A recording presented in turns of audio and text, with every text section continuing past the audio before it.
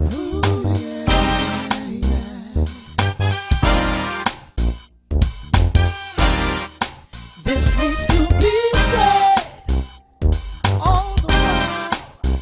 We're keeping it real, yes. There's so much to be said. All right, we're going to continue our conversation about affordable housing. And I know we didn't get into specifically affordable housing last time.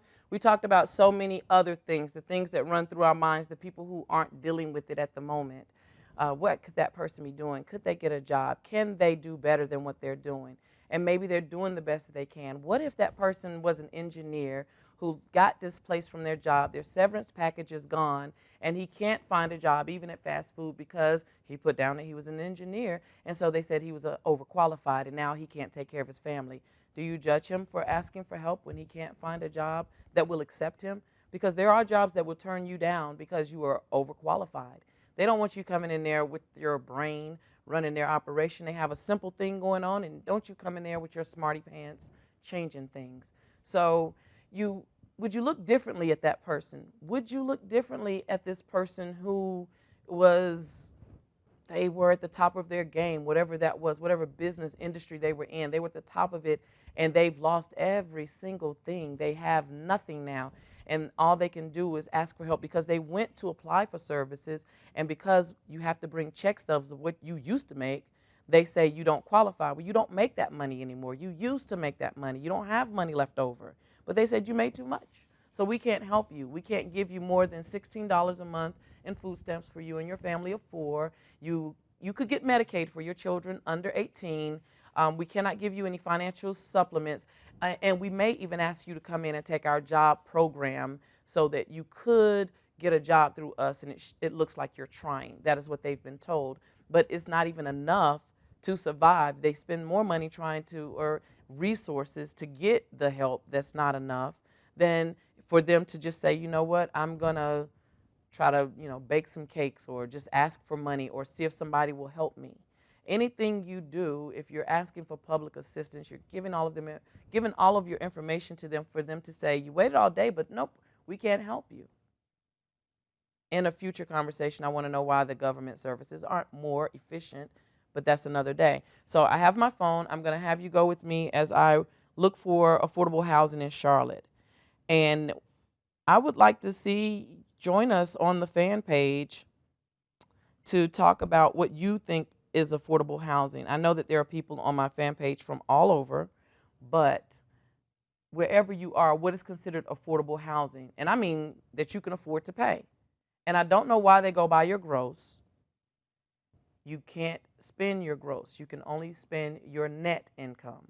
So if you go by your net income, if you didn't put the right I won't say exemptions, you didn't choose the right number of exemptions, you're going to get less of your paycheck. And you're going to have less money that is disposable to you. But on paper, you look like you can afford it. For years, I wondered, why does it look like I can afford this on paper? But then when we get off the paper, I don't have enough money because we're looking at my gross, but my bills are looking at my net because that's what's there. That's what we can touch. And if you want to go out and have a fancy dinner, you almost feel guilty. Do I pay the light bill or ask for an extension and go out with my girls? You don't want to have to make those decisions. You don't want to put someone else in that position to have to make those decisions. While it's not your problem, your vote matters for them. You advocate for other people.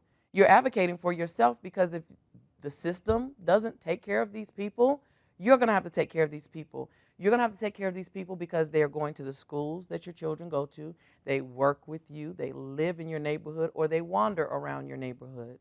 And homelessness shows up in different ways. It's not just the people you can see outside. That's a fraction of it. But there are people that are homeless that put their things in their car every single day. They sleep in their car, and that's how they make it. And no, you're not supposed to sleep in your car, but what are you supposed to do if you don't have enough resources for a hotel room? And okay, you want to find a hotel for the night. You can't stay in a hotel in Charlotte, North Carolina if you live in Charlotte, North Carolina. So talk about tying your hands. I could pay for a room, but I can't get a room because I live here. I'm telling them that I'm homeless, but they don't want that kind here. They don't tell you that, but they tell you that. So let's look for a place to live here in Charlotte. Charlotte-Mecklenburg Housing Partnership First of all, where do we even look? So I've Googled finding affordable housing. And affordable homes come up at 1,900, no, excuse me, let me say that again, $1,009 a month. That's not affordable for me. And I don't even know what you get for that. Affordable housing. Oh, and the application fees. So if there is a place that I could qualify for, I have to pay an application fee everywhere I want to apply. And I don't get my money back if I choose to live somewhere else, or if they say you can't be qualified for here. We can put you on a waiting list. And do you know that Section 8 is a part of affordable housing? That is a subsidy. You get a certain amount of money towards your rent, and you pay the remaining balance to your landlord. Well, there's a waiting list for this service. I'm probably still on that waiting list, and my son is about to turn 30, my oldest son. So one day, and child care resources work the same too. So while you're thinking these people, they can just go get help, it's not that easy. They go get help, or they get put on a waiting list. They can go to a food kitchen or a soup kitchen or a food pantry. The churches will help them. Stop thinking somebody else can do it. If more of us would think of the one little thing I can do each day to make a difference, then do that. And you can stop thinking that the church, social services, the community, the government is automatically taking care of these people. I was a parent. I was a single person raising children. They had another parent. But in my household, I was the only parent. So however you define single parenthood, okay. I don't define it as if the dad wasn't present or ever around, or we didn't know where he was. It was in my household. I wasn't married, and I lived with my children. So it was me and them, and we had to figure it out. And they didn't give me a lot of food stamps when I did get them. And they gave me Medicaid for the children, but I could not get any financial support because I made too much. And at that time, I was making $7 an hour. Too much. So that frustrated me. But I've always been, my kids say, like a magician. I've always figured out how to make things happen. And I guess it comes from my mom, because every time as a kid I would go in the kitchen, there's nothing to eat in here. I don't see anything. I open the refrigerator, close it back, and she cooks a whole meal. I didn't know how that worked because I didn't see anything, and I really believed that. But as I became an adult, I realized you can look at my empty refrigerator, but if I have my staples, my basics, I can cook just about anything. And you have to know how to cook. I guess that's one of the superpowers of being cost burden. You better learn how to cook, because you're not going to be allowed to go and do anything that you want to do, because we're trying to take all your money in other areas. So we're looking for a place to live, and I already don't want to pay this application fee for this affordable housing, but I'm going to go to this site. Just search online, finding affordable housing in Charlotte, and you can see the trouble that I'm running into. So I'm at this one community, and the website looks very nice. And let's see if I can, and it looks like a hotel on here, floor plans, a 3D tour. Oh, I'm almost afraid that this isn't going to be affordable. Ha! 1 bedroom, 1 bath, 784 square feet, $1,035.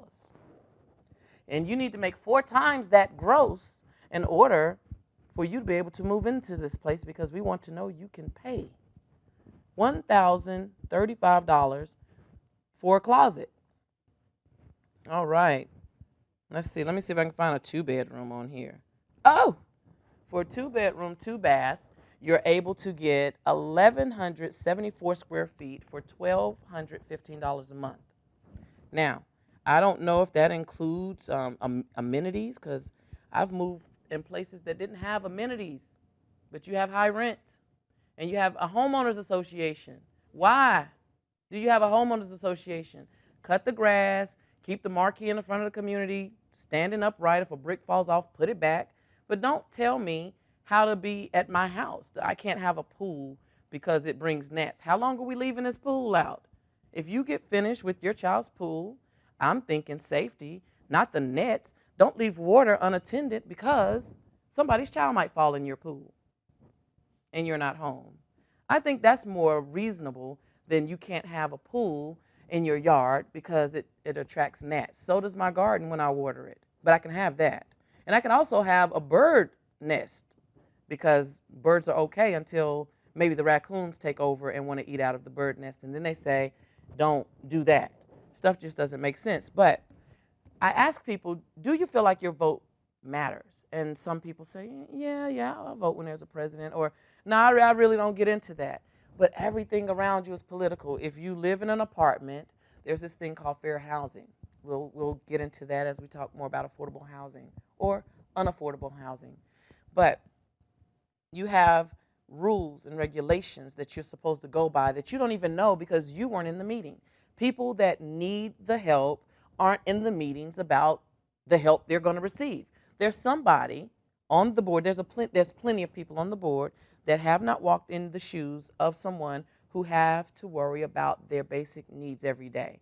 Where are me and my children going to sleep? My sister let me on her couch last night, but we can't go back tonight, so what do we do? Will I get to the shelter in time? I don't know how that works. Can me and my husband and my children go to the same shelter? The answer is no to that one really quickly. They'll send him somewhere else, and they'll send the children and the wife somewhere else.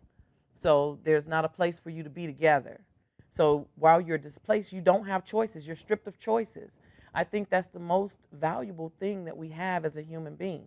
Let me choose when I go to bed. Let me choose when I get up. But when you're doing something in the community, it seems that you have to be at the shelter by 5, I believe it is. And if you're not checked in, you're not going to have a bed. So there are people who didn't make it into the shelter that's lingering around until the soup kitchen opens up the next day. And they're downtown. You don't want them downtown, but that's where the resources are. So if I was in that community, I would be downtown too, because I don't have a car to get here in time to make sure I'm in line to get whatever you have to offer me today.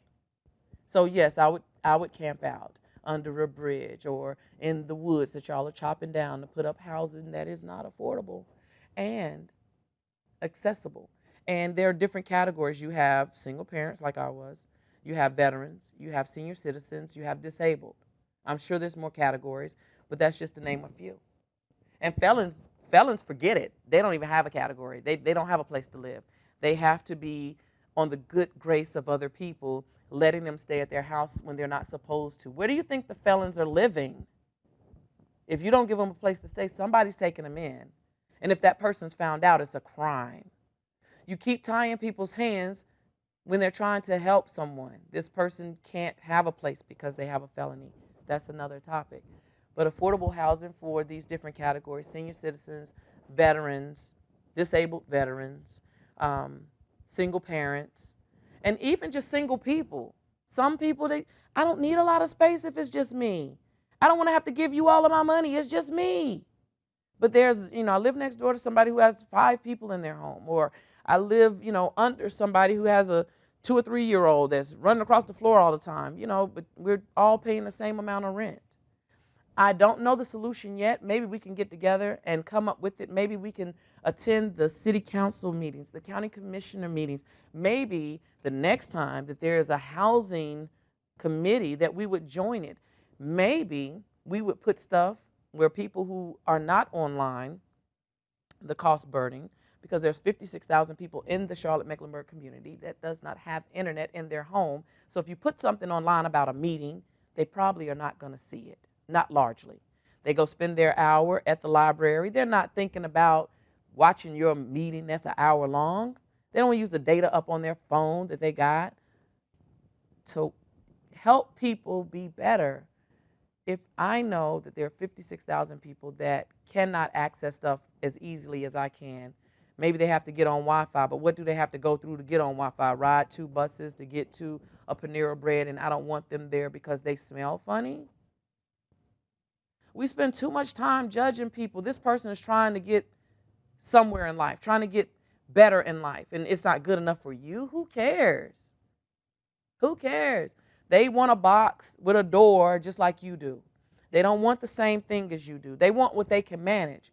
We need to help advocate for people that we want to. I think that we need to advocate for people who are okay with making that ungodly amount of minimum wage, $7.25, I believe, if it's that.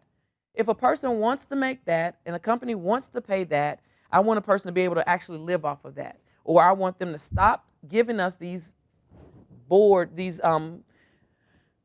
what are they, flyers, banners for your office when you have a business that says don't pay anybody less than this. As a business owner, you should not want to pay anybody that little bit of money. You should want to pay them more. And I don't know if it's a mind trick if the government says You're not breaking the law if you pay people $7.25. Anything above that is on you. I don't know if they're leaving the humanity of it all to good grace, and maybe we'll pay you $15 an hour. Or the person who's running the business is saying, I don't want to be cost burdened, so I'm going to pay as little as possible for labor. And why are people not petitioning or walking off the job? Because they can't afford to. If you walk off the job, somebody else who's in need, who's hungry, who needs their basic needs met, they will fill that position and you're out of a job, but you're standing up for a cause. I don't want someone to have to lose wages in order to get better wages. I think that our mayor should tell businesses when they come to this community that a portion of their profits that they're making off of this community needs to go back into the community. Do your research. Everything I'm saying to you, I want you to look up. And if you don't find an answer, be the answer. Let's put our heads together. Let's use this platform of this needs to be said to say what needs to be said. We need for people to be able to have a place of their own that they can afford based on what they're being paid in this city. And did you know that allegedly the median income for Mecklenburg County is $53,000 annually? Where?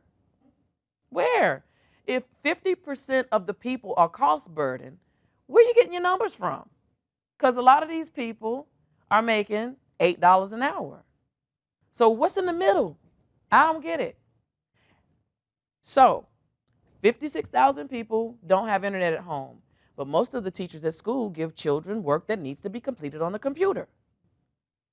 So your child is behind because you don't have internet at home. And it's your fault that you can't afford to pay $90 or more per month.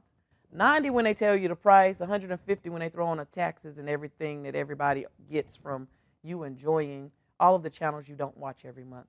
Oh, wait a minute, but you can't afford it. Oh, wait, you can't afford it. There's a program that you pay $20 a month and you can get internet, but guess where they advertise it? Online, where you're not. But it's there. And you know what? For some, I think that I always want to be near cost burden, because that's the only way you're going to find out what resources are out there. If you're rich and you become cost burden, you're going to go into culture shock. You're not going to understand how to be poor. I think the 44% that they're categorizing, I think those 44% know how to live. But somebody needed to count some numbers and say that these people aren't making as much as these people. And whoever did the numbers for the median income wasn't working with the person who said, a lot of these people are cost burden. And even the person who did the numbers for the school system, these groups weren't together. So statistics are just somebody wanting to count some stuff up. But why are we collecting information? Why does it even matter? I'm looking at the numbers and I'm trying to figure out, all of these people are coming here and they have these business opportunities. And I'm telling you, everything I'm saying out loud would be going through my head if I was at home by myself, looking at my computer and researching. And I want to know, wouldn't that be a business opportunity if there's 44%, almost 50% of the population needing a place that they could pay? So let's think about this. And if you use this idea, God bless you, because I can't do all of these ideas, but I'd love to help and advocate. Come on the show and tell us what you did to help. Well, try to keep your furniture together too. Okay, so if 44% of the people are cost burden, but they work, they could pay a steady amount of money, even if it's $400 a month. That's consistent money to me. If I had the wherewithal to make it happen, you could pay $400 a month, because you're going to pay me every month. You want to stay there. This is a great place. And you know what you also can do? You can have community events. You know what I notice? That if I know who lives around me, I'm least likely to dislike them.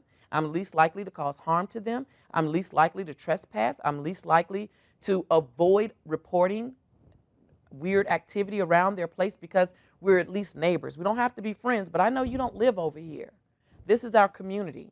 And for you people who have homeowners associations, if you don't include the people who rent, you're not including the entire community. The people who rent in your homeowners association community, they have a voice too. I don't think just the homeowners should be able to tell people what they can and cannot have around their home. And go back to 2010, during a meeting that Mayor Fox had when he was in office, and it was just for information purposes only. They did a study that said that people who rent are more likely to commit a crime. People who rent are more likely to have children who misbehave. People who rent don't seem to be the best people. Something's wrong with this picture. And then you have homeowners that look down on people who rent. People who rent might like living in different places and know that a mortgage would lock you down to being in one place and you'd have to sell this house. Maybe you rent and you can stay there a year or two and you can move to another side of town or move somewhere else and you're not locked down. People rent for different reasons. They rent because their job transferred them here and they're trying to see how things work out. Everybody who rents is not a bad person, will not necessarily engage in criminal activity, will not disrupt your peace because you're a homeowner. You don't have more human rights because you decided to get a mortgage.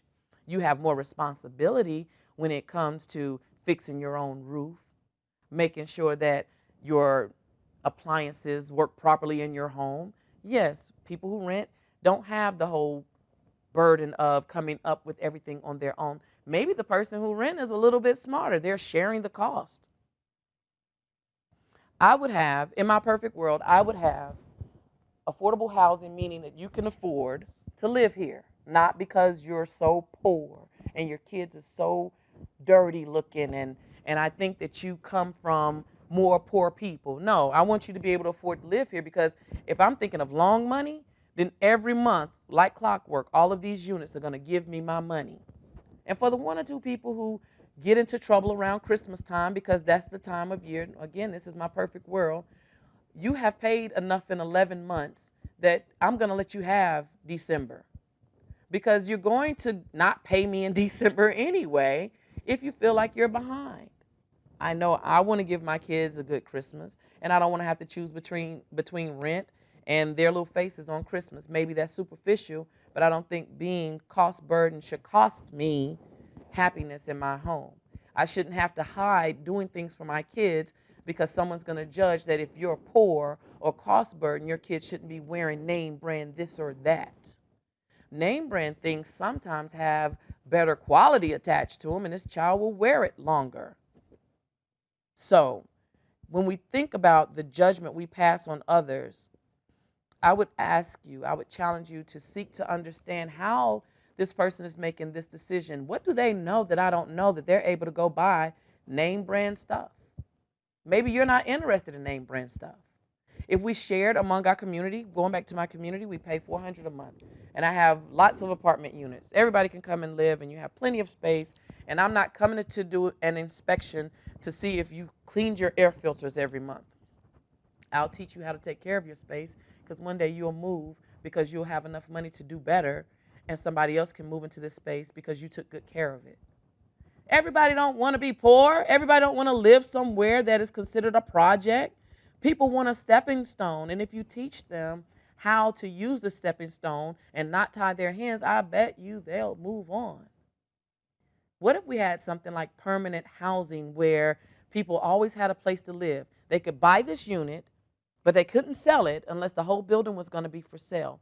But they have this unit, they go off and buy them a house, but this unit doesn't keep them from buying a house. But public housing now, you can't do that. You can't have a public housing apartment and go live and buy a new house that you had built ground up because it looks like you don't need this housing anymore. But what happens if you lose your job, like I did, and you end up being in a housing situation where they only gave you a mortgage for the land and not the house on the land?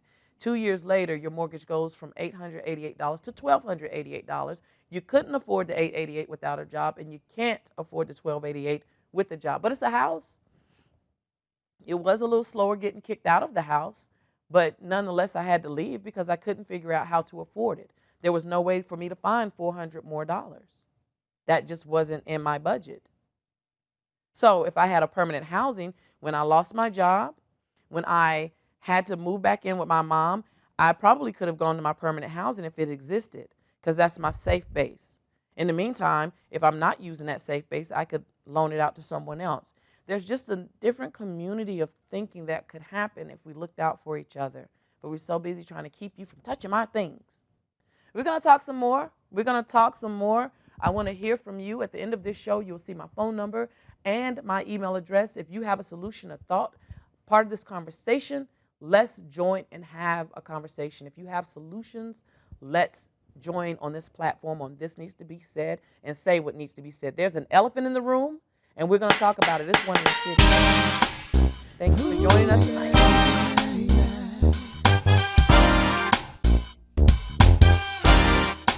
This needs to be